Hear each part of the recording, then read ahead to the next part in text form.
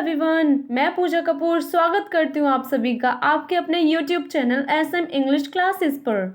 तो दोस्तों, आज की इस वीडियो में हम डिस्कस करने वाले हैं चंपक मैगजीन की इस प्यारी सी स्टोरी को। लेकिन दोस्तों, ये वीडियो आपके लिए बहुत ज़्यादा खास होने वाली है, क्योंकि आज की इस स्टोरी में आने वाले जितने भी वर्ड्स होंगे, आज उन सभी वर्ड्स को हम इस स्टोरी को शुरू करने से पहले ही डिस्कस कर लेंगे, जिससे आपको इस स्टोरी को समझने में बहुत ज़्यादा हेल्प मिलेगी। तो चलिए दोस्तों, नज़र डालते हैं आज की इस वोकैबुलरी पर। तो चलिए दोस्तों, समझते हैं आज की इस वोकैबुलरी को। और आज का हमारा जो पहला वर्ड है वो है कंसर्न। देखिए, कंसर्न जो है एक एडजेक्टिव की तरह काम करता है, और कंसर्न का सिनोनिम आप कह सकते हैं वरीड, और दूसरा हो सकता है एंग्शियस। कंसर्न को अगर आप हिंदी में समझना चाहें तो आप कह सकते हैं चिंतित। और देखिए दोस्तों, सबसे अच्छी बात क्या है कि हमने इन वर्ड्स को समझने के लिए आपके लिए हर वर्ड के साथ में एक एग्जाम्पल दिया है, ठीक है, जिससे आप इन वर्ड्स को बेहतर तरीके से समझ पाएंगे। तो कंसर्न का जो एग्जाम्पल है वो लिखा हुआ है, he is concerned about his future. वह अपने फ्यूचर के बारे में बहुत ज़्यादा चिंतित है।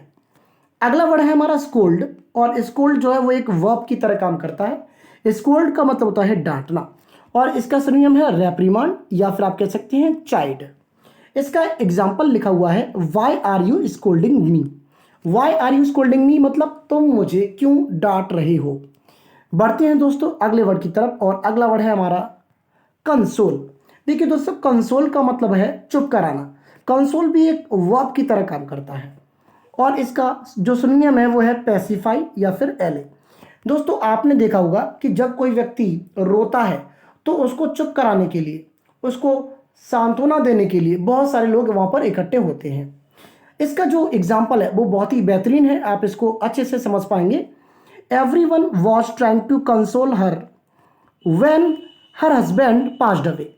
हर कोई उसको कंसोल करने की कोशिश कर रहा था जब उसका हस्बैंड गुजर गया। अगला जो वर्ड है हमारा, वो एक वर्ड नहीं है, वो एक फ्रेज है। तो अगला वर्ड है अगला जो हमारा फ्रेज है वो है अराउंड द कॉर्नर। अब अराउंड द कॉर्नर का मतलब होता है वेरी नियर, बहुत पास। आप इसको हिंदी में कह सकते हैं बहुत पास। इसका जो एग्जाम्पल है वो आप यहाँ पर देख सकते हैं, Diwali is around the corner, यानी कि दिवाली बहुत पास में है। एक और तरीका है जो आप इसको यूज कर सकते हैं, there is a bus stop around the corner, यानी कि पास में ही एक बस स्टॉप है। तो इन दोनों तरीके से आप इस फ्रेज को इस्तेमाल कर सकते हैं। अगले वर्ड की तरफ मैं बढ़ना चाहूँगा, और अगला जो वर्ड है वो है स्टोइकली। बहुत ही प्यारा ये वर्ड है स्टोइकली, जो कि एक एडवर्ब की तरह काम करता है, और स्टोइकली का मतलब होता है विदाउट शोइंग इमोशंस, बिना इमोशंस दिखाए। बढ़ते हैं एग्जाम्पल की तरफ, और लिखा हुआ है, she was bearing the pain stoically. Bear का मतलब होता है सहन करना। She was bearing the pain stoically, यानी कि वह दर्द को सहन कर रही थी। स्टोइकली मतलब बिना इमोशंस को दिखाए। अगला वर्ड है हमारा एडमेंट। एडमेंट जो कि एक एडजेक्टिव है, और इसका मीनिंग निकल के आता है जिद्दी। इसका जो सिनोनिम है वो है स्टबर्न, और अगला है ऑब्ड्यूरेट। इसका जो एग्जाम्पल है वो लिखा हुआ है, everyone says that he is adamant. हर कोई कहता है कि वह एडमेंट है, वह जिद्दी है। बढ़ते हैं दोस्तों अगले वर्ड की तरफ। अगला जो वर्ड है बहुत ही प्यारा है, जिसका प्रोनाउंसिएशन है विस्पर। विस्पर, और विस्पर एक वर्ब की तरह काम करता है, और विस्पर का मतलब है फुसफुसाना। इसको आप इंग्लिश में कह सकते हैं मर्मर। इसका जो एग्जाम्पल है वो आप देख सकते हैं, she whispered something in his year. उसने उसके कान में कुछ फुसफुसाया, या फिर मैं कह सकता हूँ उसने उसके कान में आसानी से चुपचाप से कुछ कहा। विस्पर का मतलब चुपचाप से कहना, फुसफुसाना, इस तरीके से आप कह सकते हैं। दोस्तों, बढ़ते हैं हम आगे और देखते हैं अगला वर्ड। अगला जो वर्ड है वो है नर्सरी। नर्सरी जो कि एक नाउन है, और नर्सरी होता क्या है तो समझिएगा कि a place where plants and trees are grown and sold. एक ऐसी जगह जहाँ पर प्लांट्स और जो पेड़ हैं वो उगाए जाते हैं और उनको बेचा जाता है, ऐसी जगह को, ऐसे प्लेस को आप कहते हैं नर्सरी। आई होप कि आप इस वर्ड को अच्छे से समझ पाए होंगे। अगला जो वर्ड है वो है सेरिमोनियल प्लेट। सेरिमोनियल प्लेट का मतलब होता है पूजा की थाली। जिसपे आप पूजा करते हैं, है ना, डिफरेंट ओकेजन्स पर। तो आप जो पूजा की थाली सजा करके लेके आते हो उसको आप कहते हैं सेरिमोनियल प्लेट। अगला जो वर्ड है हमारा, अगला और जो लास्ट वर्ड है वो है हमारा ग्रैब। ग्रैब जो कि एक वर्ब की तरह काम करता है। ग्रैब का मतलब निकल के आता है पकड़ना, और इसका सिनोनिम है हेल्ड, और अगला है ग्रिप। एग्जाम्पल इसका हम पढ़ लेते हैं। She grabbed his hand and took him to her home. उसने उसका हाथ पकड़ा और वह उसको अपने कमरे में, अपने घर पर ले गई। तो आई होप कि ये वोकेबलरी आपको अच्छे से समझ में आई होगी। तो चलिए दोस्तों चलते हैं स्टोरी की तरफ। तो चलिए दोस्तों शुरू करते हैं आज की इस स्टोरी को। और इस स्टोरी का जो टाइटल है वो आप देख सकते हैं, डियर ब्रदर। तो चलिए दोस्तों शुरू करते हैं और पढ़ना हम आपके लिए शुरू करते हैं। Namita and Pankhudi were best friends. Namita और पंखुड़ी दोनों बेस्ट फ्रेंड्स थे। They lived next to each other and studied in the same class. वे एक दूसरे के पास में रहते थे, एक दूसरे के बगल में रहते थे। नेक्स्ट टू का मतलब होता है बगल में। जब हम दोनों के मकान, है ना, अगल बगल में होते हैं तो वहाँ पर हम नेक्स्ट टू का इस्तेमाल कर देते हैं। They lived next to each other, यानी कि वे एक दूसरे के पास में रहते थे। And studied in the same class, और वे एक दूसरे की क्लास में पढ़ते थे, सेम क्लास में ही पढ़ते थे। One day, Namita was sitting alone and crying. एक दिन नमिता अकेली बैठी हुई थी और वो रो रही थी। तो यहाँ तक कि ये मतलब स्टोरी है, ये इंट्रोडक्शन है एक, आप कह सकते हैं इसको। बढ़ते हैं आगे। Concerned Pankhudi asked, Namita, what happened? Why are you crying? Did your mother scold you? Concern Pankhuri ने पूछा। देखिए कंसर्न का मतलब जैसे कि मैंने आपके साथ में डिस्कस किया था ना, कंसर्न का मतलब वरीड। तो जो पंखुरी थी वो कंसर्न थी, चिंतित थी। अब उसने पूछा कि नमिता क्या हुआ, तुम रो क्यों रही हो, क्या तुम्हारी मम्मी ने तुम्हें डांटा। आगे बढ़ते हैं दोस्तों। No, said Namita between sobs. नहीं, नमिता ने कहा। और देखिए सॉफ्स का मतलब होता है रोने से। सॉफ जब कोई बच्चा से सिकियां भरता है, आप उस कंडीशन में सॉफ का इस्तेमाल करते हैं, उस वर्ड को आप सॉफ कहते हैं। तो बिटवीन सॉफ्स का मतलब है रोते हुए। Then what is it? You can tell me. I'm your best friend. I will help you, consoled Pankhudi. तो ये क्या है, तुम मुझे बता सकती हो, मैं तुम्हारी बेस्ट फ्रेंड हूँ, मैं तुम्हारी हेल्प करूंगी। कंसोल्ड पंखुरी, पंखुरी ने कंसोल किया, चुप कराया किसको, नमिता को। जाहिर सी बात है, आप समझ सकते हैं, है ना। बढ़ते हैं दोस्तों आगे। Raksha Bandhan is around the corner and I always feel sad about it, said Namita. Rakshabandhan around the corner है। अराउंड द कॉर्नर का यूज अभी मैंने आपको बताया था। अराउंड द कॉर्नर का मतलब होता है पास। तो रक्षाबंधन पास में ही है और मुझे बुरा लगता है इसके बारे में, ऐसा नमिता ने कहा। But Raksha Bandhan is a fun festival. लेकिन रक्षाबंधन तो फन फेस्टिवल है, बहुत मजेदार फेस्टिवल है। बढ़ते हैं दोस्तों आगे। Why are you upset about it? asked Pankhudi. तुम अपसेट क्यों हो इसको लेकर के, ऐसा पंखुड़ी ने पूछा। The other kids buy Rakhis and sweets for their brothers. दो दूसरे बच्चे हैं, जो अदर किड्स हैं, वो राखी खरीदते हैं, स्वीट्स खरीदते हैं अपने भाइयों के लिए। But I don't have a brother. लेकिन मेरे पास तो भाई नहीं है, I can't buy a Rakhi for anyone. मैं तो किसी के लिए राखी भी नहीं खरीद सकती। Whom do I celebrate it with? said Namita. Namita ने कहा कि मैं इसको किसके साथ सेलिब्रेट करूं। Even I don't have a brother, but I'm not sad about it, said Pankhudi smiling. भाई तो मेरे पास भी नहीं है, लेकिन मैं दुखी नहीं हूं इसको लेकर के, पंखुड़ी ने स्माइल करते हुए कहा। तो चलिए दोस्तों बढ़ते हैं आगे। I'm not like you. I wish I had a brother, said Namita. मैं तुम्हारी जैसी नहीं हूं, काश। आई विश का मतलब होता है दोस्तों काश, काश मेरे पास भाई होता, नमिता ने कहा। We should be able to smile in every situation, as being sad will do us no good, said Pankhudi, stoically. हमें हर सिचुएशन में स्माइल करते हुए रहना चाहिए, क्योंकि दुखी होना हमारे लिए कुछ अच्छा तो करेगा नहीं। पंखुड़ी ने स्टोइकली कहा। देखिए, स्टोइकली वर्ड को मैंने आपके साथ में डिस्कस किया था। स्टोइकली का मतलब होता है अपने इमोशंस को छुपाते हुए। दोस्तों, बढ़ते हैं आगे।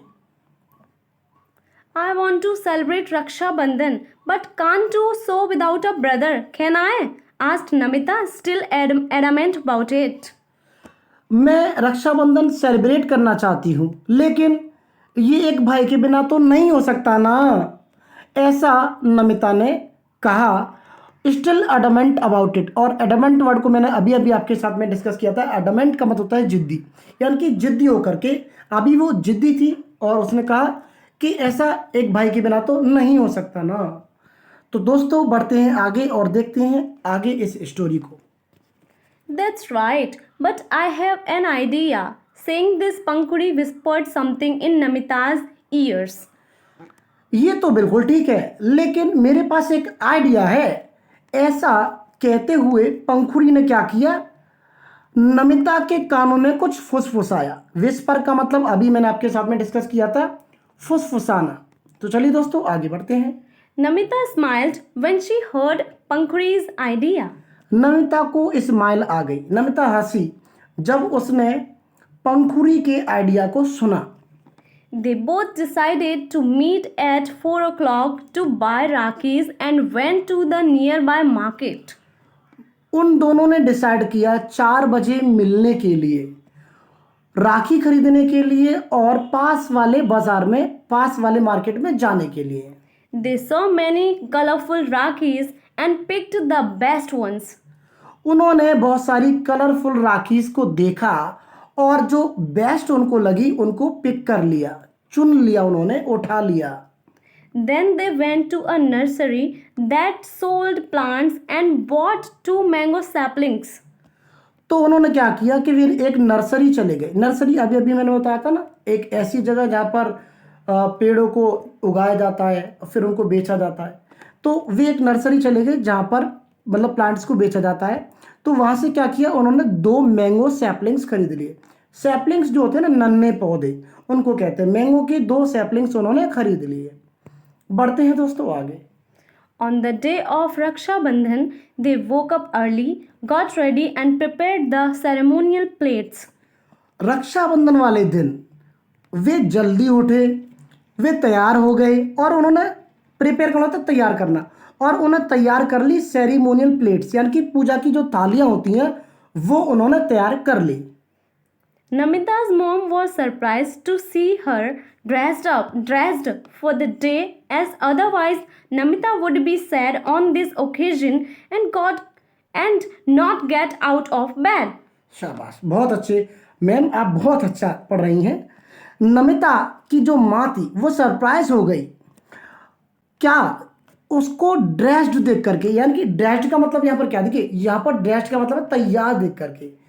उस दिन नमिता को तैयार देख करके नमिता की जो माँ थी वो सरप्राइज्ड हो गई, क्योंकि पता है अन्यथा क्या होता था, Namita would be sad on this occasion. Namita इस दिन सैड हुआ करती थी और वह अपने बेड से बाहर ही नहीं आती थी। चलिए दोस्तों, बढ़ते हैं आगे। Where are you going all dressed up, Namita? Asked mom. तुम कहाँ जा रही हो इतना तैयार हो करके, नमिता आस्ट मॉम, यानी कि मम्मी ने पूछ लिया। Mom, today is Raksha Bandhan. I'm going to tie Rakhi to my brother, replied Namita. माँ, आज रक्षाबंधन है, मैं अपने भाई को राखी बांधने जा रही हूँ। जो नमिता है उसने रिप्लाई दिया, उत्तर दिया। बढ़ते हैं फ्रेंड्स आगे। Rakhi? To whom? Repeated her mom. राखी किसको, किसके लिए, ऐसा रिपीट किया उसकी माँ ने। किसकी माँ ने, नमिता की माँ ने। Namita grabbed her mom's hand and took her to the small mango plant in the garden. Namita की जो नमिता थी उसने अपनी माँ का हाथ पकड़ा और उनको यानी कि माँ को वो ले गई कहाँ पर, एक स्मॉल मैंगो प्लांट था वहाँ पर, और जो स्मॉल मैंगो प्लांट था वो गार्डन में था। तो गार्डन में जो स्मॉल मैंगो प्लांट था वहाँ पर वह अपनी माँ को ले गई। Namita said, "That's my brother and this Rakhi is for him." Namita ने कहा यह है मेरा भाई और ये राखी भी उसी के लिए है। तो दोस्तों बढ़ते हैं थोड़ा सा आगे। तो चलिए दोस्तों बढ़ते हैं आगे और देखते हैं इस स्टोरी को। That's amazing. When did you plant this? Whose idea was this? Asked mom. ये तो अमेजिंग है, तुमने यह कब प्लांट किया, यानी कि यह पौधा कब लगाया, किसका आइडिया था ये, मम्मी ने पूछ लिया। Pankhudi and I bought mango saplings from the market yesterday. पंखुड़ी और मैंने मैंगो सैपलिंग्स खरीदे थे मार्केट से कल। She planted hers in her garden. उसने अपने जो पौधे थे, शी प्लांटेड हर्स, यानी कि उसने अपने वाले अपने गार्डन में लगा दिए। It was her idea to make these saplings our brother, as once they grow into trees, they will be our friends. ये उसका आइडिया था जिसने इन सैपलिंग्स को हमारा भाई बना दिया। मतलब ये इन सैपलिंग्स को हमारा भाई बनाने का आइडिया उसका था, क्योंकि एक बार जब ये पेड़ बन जाते हैं ये हमारी क्या करेंगे, हमारे दोस्त बन जाएंगे। Not just this, they will also keep our environment clean and provide us with oxygen to breathe. और इतना ही नहीं, वे हमारे जो एनवायरनमेंट है उसको साफ रखेंगे, है ना। They will also keep our environment clean and provide us with oxygen, और वे हमें ऑक्सीजन भी देंगे टू ब्रीथ, सांस लेने के लिए। We too will take care of them. हम भी उनका ध्यान रखेंगे, हम भी उनका ख्याल रखेंगे। It is the same as having a brother, said Namita. ये भाई होने के समान ही है, ये भाई होने जैसा ही है, नमिता ने कहा। दोस्तों बढ़ते हैं आगे। Her mom hugged her. उसकी माँ ने उसको गले लगाया। Namita tied the Rakhi to the plant and said, "Till the time it grows into a strong tree, I promise to look after it."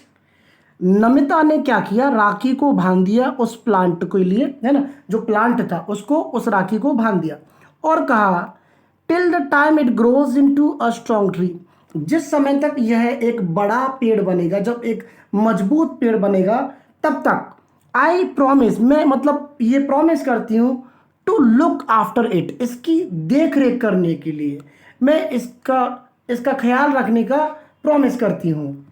Usually, it's the brother who promises to look after his sister, but now sisters will protect them. आमतौर पर क्या होता है कि ये it is the brother, यानी कि ये एक भाई होता है जो ये प्रॉमिस करता है कि वह अपनी सिस्टर का ख्याल रखेगा, अपनी सिस्टर का देखभाल करेगा। लेकिन अब क्या है, जो बहनें हैं, जो सिस्टर्स हैं, वो उनको प्रोटेक्ट करेंगी, ऐसा उसने कह दिया। Pankhudi also tied the Rakhi to her mango sapling and promised to protect it, celebrating Raksha Bandhan in a unique way. पंखुड़ी ने भी राखी को बांध दिया अपने मैंगो सैपलिंग में और ये प्रॉमिस किया कि वह प्रोटेक्ट करेगी इसको, celebrating Rakshabandhan in a unique way, एक मतलब रक्षाबंधन को एक अलग तरीके से सेलिब्रेट करते हुए। तो दोस्तों आई होप कि ये स्टोरी आपको बहुत ज़्यादा पसंद आई होगी। अगर आपको यह वीडियो पसंद आई है तो इस वीडियो को आप ज़्यादा से ज़्यादा शेयर करें। उम्मीद करता हूँ कि ये वीडियो आपको बहुत ज़्यादा पसंद आई होगी और आप इसको बार बार देखेंगे। अगर ये आपको समझ में नहीं आती है तो मैं आपको सजेस्ट कर रहा हूँ कि आप उन वर्ड्स को फिर से रिवाइज करें, फिर से आप इसको ट्राई करें। तो चलिए दोस्तों मिलेंगे अगली वीडियो में। Till then take care, bye and जय हिंद।